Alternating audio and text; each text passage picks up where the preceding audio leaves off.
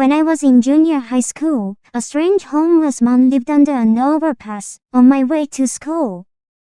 He was so skinny that you could almost see his bones, and his hair was so shaggy that it looked like a hermit's. He always sat on the ground with his upper body naked, mumbling to himself. The smell of rotten food and drink was so strong around him that I naturally walked very fast when I passed by him. I think it was around the fall of my junior year that strange rumors began to circulate about this homeless man.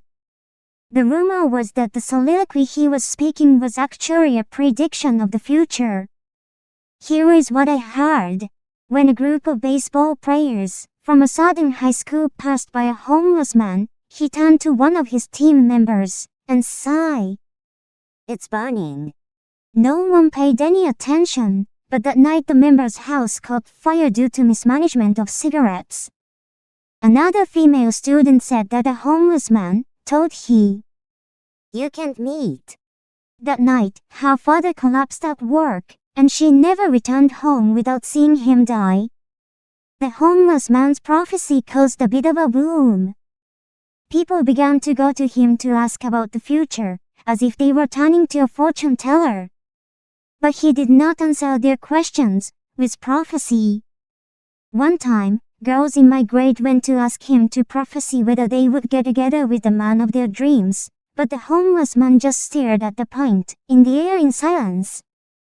Then one day, I was on my way back from a prep school and was about to take an entrance exam. When I came to the bottom of an overpass, I saw the homeless man sitting there as usual.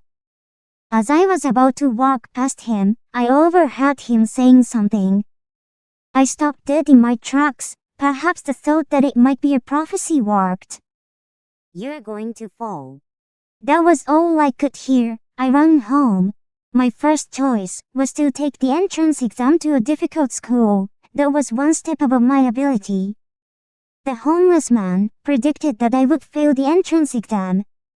After that, I gave up halfway through the exam, and although my parents chided me for not studying hard enough, I never regained my motivation to finish.